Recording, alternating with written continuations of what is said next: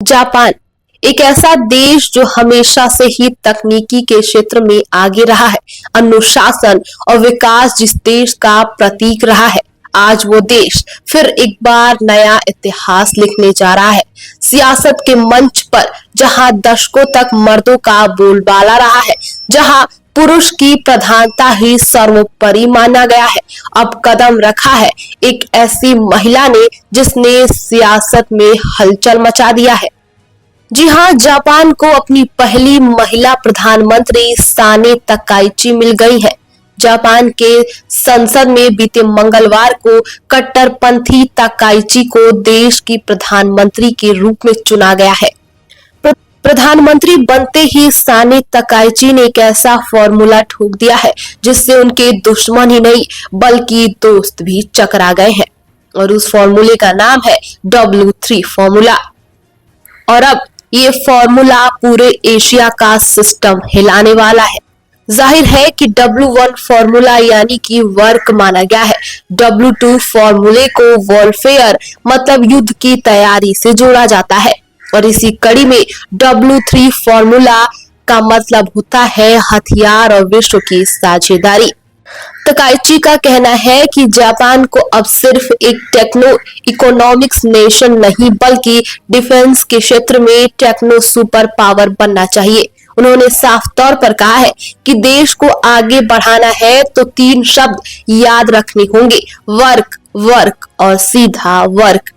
पर असल में वर्क सिर्फ अर्थव्यवस्था नहीं बल्कि डिफेंस इंडस्ट्री और नेशनल पावर पर भी केंद्रित होनी चाहिए। इस बीच बड़ी खबर ये भी आ रही है कि भारत को सबमरीन टेक्नोलॉजी भी ऑफर करेगा जापान। जर्मनी से भी एडवांस टेक्नोलॉजी, इसके अलावा AI based war system, coding और डिफेंस रिसर्च और फ्यूल वेपन डेवलपमेंट में भारत जापान का सहयोग अब नया रूप भी लेने वाला है। तकाइची ने अपने भाषण में सीधे तौर पर कहा कि मैं अपने वादे निभाऊंगी, हम हर पीढ़ी को एकजुट कर लेंगे और सभी की भागीदारी को पुनर्निर्माण बनाएंगे। क्योंकि हम कुछ भी लोग हैं, इसलिए मैं सभी से काम करने का आग्रह करती हूँ कि घोड़े की तरह काम करो। मैं स्वयं वर्क लाइफ बैलेंस के विचार को त्याग दूंगी। आपको बता दें कि जापान की संसद सदस्य 3 दशकों से अधिक का अनुभव रखने वाली तकाइची आर्थिक सुरक्षा मंत्री समेत कई अहम जिम्मेदारियां निभा चुकी हैं। कट्टर रूढ़िवादी छवि की वजह से आलोचक उन्हें लेडी डोनाल्ड ट्रंप कहने लगे हैं, तो वहीं पूर्व प्रधानमंत्री फूमियो किशिदा ने कथित तौर पर उन्हें तालिबान तकाइची तक कह दिया था। वो मार्गरेट थैचर की तरह जापान की आयरन लेडी के नाम से मशहूर हो गई है। जापान की प्रधानमंत्री बनने के बाद से ही तकाइची की तुलना इटली की प्रधानमंत्री जॉर्जिया मेलोनी से की जा रही है। ऐसा क्यों है, चलिए आपको बताते हैं। दरअसल मेलोनी चाहती है कि इटली की सामरिक शक्ति उसी स्तर पर पहुंचे जैसे वो दूसरे विश्व युद्ध के दौर में थी। इसी तरह सेनाएं भी दूसरे विश्व युद्ध के बाद अपनाई गई सॉफ्ट मिलिट्री पॉलिसी को बदलना भी चाहती है। मेलोनी का मानना है कि समाज में समलैंगिक विवाह जैसी रीतियां खत्म होनी चाहिए। जो सनाए कहती है कि जापानी समाज में परिवार की परंपरा दोबारा बढ़नी चाहिए। जापान की PM और इटली की PM जॉर्जिया मेलोनी की वैचारिक समानताएं सेम है। इसी के साथ दूसरा फैक्ट ये भी है कि राजनीति में कदम रखने से पहले मेलोनी रोम के क्लब में DJ थी। इसी तरह जापान की प्रधानमंत्री भी ड्रम और पियानो बजाती थी। वहीं जिस तरह मेलोनी ने यूरोप में नई नीतियों का आगाज किया है, ठीक वैसे ही दक्षिण पूर्व एशिया में जापान की PM संरचनाएं करने वाली।